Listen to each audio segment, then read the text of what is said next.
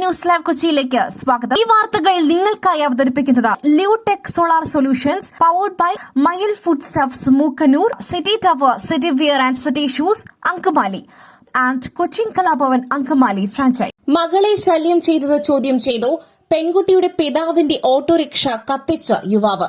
പാലക്കാട് മകളെ പിറകെ നടന്ന് ശല്യപ്പെടുത്തിയത് ചോദ്യം ചെയ്ത പിതാവിന്റെ ഓട്ടോറിക്ഷ കത്തിച്ച യുവാവ്. മേപ്പറമ്പ് സ്വദേശി റഫീഖിന്റെ ഓട്ടോറിക്ഷയാണ് കത്തിച്ചത്. സംഭവത്തിൽ പ്രദേശവാസിയായ യുവാവ് ആഷിഫിനെ പോലീസ് അറസ്റ്റ് ചെയ്തു. ഇന്നലെ രാത്രിയാണ് റഫീഖിന്റെ വീട്ടിലെത്തി ആഷിഫ് ഓട്ടോറിക്ഷ കത്തിച്ചത്. 15 വയസ്സുള്ള മകളെ ശല്യം ചെയ്തത് റഫീഖ് ചോദ്യം ചെയ്തിരുന്നു. റഫീഖിന്റെ ഏക വരുമാന മാർഗമാണ് ഇല്ലാതായത്.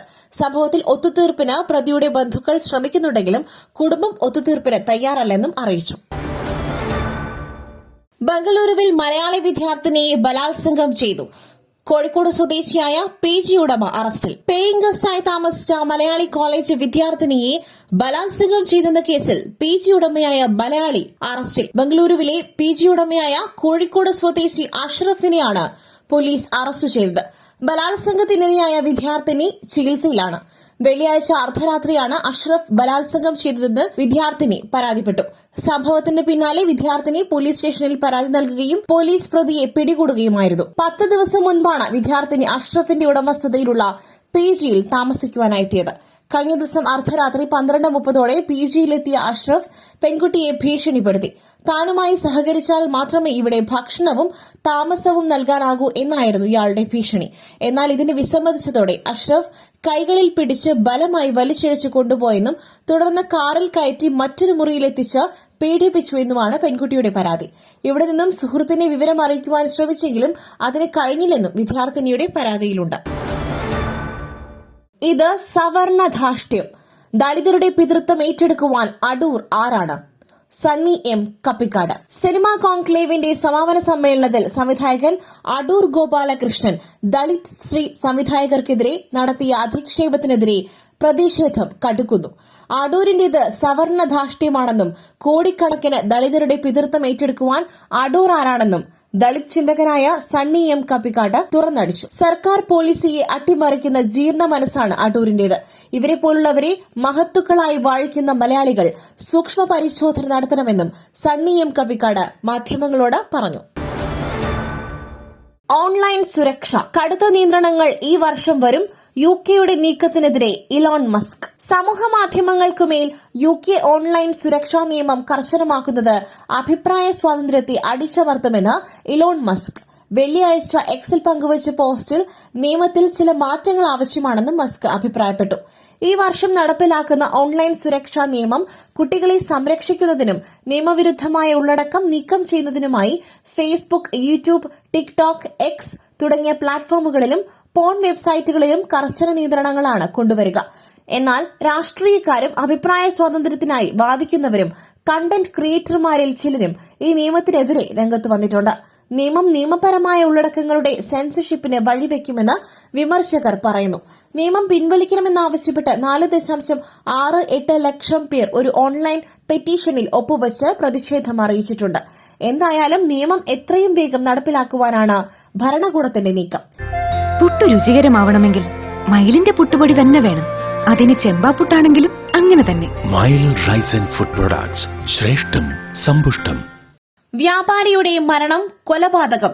ഭാര്യയും 9ാം ക്ലാസ്സുകാരിയായ മകളും 2 ആൺകുട്ടികളും അറസ്റ്റിൽ. അസമിലെ വ്യാപാരിയുടെ മരണം കൊലപാതകമെന്ന പോലീസ്. സംഭവത്തിൽ ഭാര്യയെയും 9ാം ക്ലാസ് വിദ്യാർത്ഥിനിയായ മകളെയും 2 ആൺകുട്ടികളെയും അറസ്റ്റ് ചെയ്തു. അസമിലെ ജാമര സ്വദേശി ഉത്തരം ഗൊഗോയിയുടെ മരണമാണ് പോലീസ് നടത്തിയ അന്വേഷണത്തിൽ കൊലപാതകമാണെന്ന് തെളിഞ്ഞത്. ഉത്തം ഗൊഗോയിയുടെ ഭാര്യ ബോബി സോനോവാൾ ഗൊഗോയിയെയും മകളെയും 2 ആൺകുട്ടികളെയുമാണ് സംഭവത്തിൽ കൊലക്കുറ്റം ചുമത്തി പോലീസ് പിടികൂടിയത്. പ്രതികളുടെ അറസ്റ്റ് രേഖപ്പെടുത്തിയതായും മകൾ കുറ്റം സമ്മതിച്ചതായും ദിബ്രുഘട്ട് പോലീസ് സൂപ്രണ്ട് രാകേഷ് റെഡ്ഡിയും മാധ്യമങ്ങളോട് സ്ഥിരീകരിച്ചു.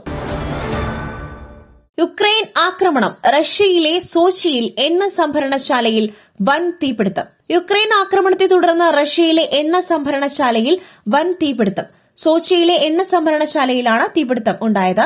യുക്രൈൻ നടത്തിയ ഡ്രോൺ ആക്രമണത്തെ തുടർന്നാണ് തീപിടുത്തമുണ്ടായതെന്നും തീ അണയ്ക്കുവാനുള്ള ശ്രമങ്ങൾ തുടരുകയാണെന്നും റീജിയണൽ ഗവർണർ വിന്യാമിൻ കോന്ദ്രാതിയേവ് ഞായറാഴ്ച പറഞ്ഞു. യുക്രൈന്റെ ഡ്രോൺ എണ്ണ സംഭരണശാലയിലെ കൂറ്റൻ ഇന്ധന ടാങ്കുകളിലൊന്നിൽ പതിച്ചതായും ഇതാണ് തീപിടുത്തത്തിന് കാരണമായത് എന്നുമാണ് റിപ്പോർട്ട്. അന്ന് വാക്പോര്, ഇന്ന് റൂട്ടിന് ഒരു പുഞ്ചിരി സമ്മാനിച്ച് പ്രസിദ്ധ്. ആ തർക്കം തീർന്നു. ഓവൽ ടെസ്റ്റിന്റെ 2ാം ദിനത്തിലെ മത്സരത്തിനിടെ ഇന്ത്യൻ താരം പ്രസിദ്ധ് കൃഷ്ണയും ഇംഗ്ലീഷ് താരം ജോ റൂട്ടും തമ്മിലുണ്ടായ വാക്തർക്കം ഏറെ ചർച്ചയായിരുന്നു. തർക്കം രൂക്ഷമായതോടെ അമ്പയർമാരടക്കമുള്ളവർ ഇടപെട്ടാണ് രംഗം ശാന്തമാക്കിയത്. എന്നാൽ 4ാം ദിനത്തിലെ മത്സരത്തിനിടെ ഇരുവരുടെയും ഇടപെടൽ സൌഹാർദ്ദപരമായിരുന്നു. 4ാം ദിനം ബെൻ ഡക്കറ്റിനെ പ്രസിദ്ധ് പുറത്താക്കിയതിനു പിന്നാലെ ക്രീസിലേക്ക് എത്തിയത് റൂട്ടായിരുന്നു. പ്രസിദ്ധിന്റെ ആദ്യ പന്തിൽ തന്നെ റൂട്ട് സിംഗിൾ എടുത്തു. റൂട്ട് റൺ പൂർത്തിയാക്കിയപ്പോൾ അദ്ദേഹത്തെ നോക്കി ഒന്ന് പുഞ്ചിരിച്ച ശേഷമാണ് പ്രസിദ്ധ് തന്റെ ബൌളിംഗ് മാർക്കിലേക്ക് നടന്നത്. ഇതോടെ ഇരുവരും തമ്മിൽ കളത്തിലുടലെടുത്ത പ്രശ്നം കളത്തിൽ തന്നെ തീർന്നു എന്നായി ആരാധകർ. 2ാം ദിവസത്തെ മത്സരത്തിനിടെ ഇംഗ്ലണ്ട് ഇന്നിംഗ്സിന്റെ 22ാം ഓവറിലായിരുന്നു റൂട്ടും പ്രസിദ്ധും ഉടക്കിയത്. പ്രസിദ്ധ് കൃഷ്ണ എറിഞ്ഞ 5ാം പന്തിൽ റൂട്ടിന് റൺ എടുക്കുവാൻ സാധിച്ചില്ല. പിന്നാലെ ബൌളർ റൂട്ടിനെ നോക്കി എന്തോ ചിലത് പറഞ്ഞു.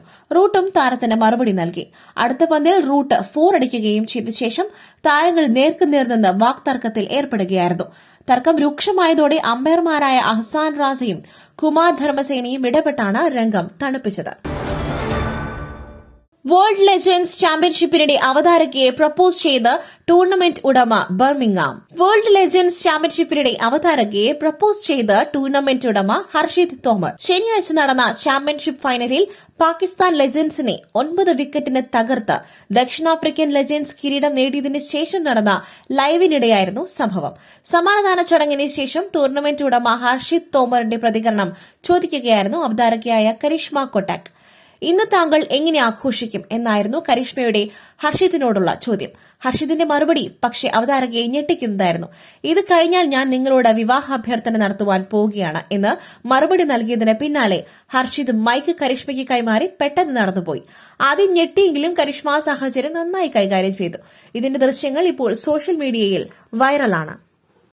Absolutely. How are you going to celebrate today?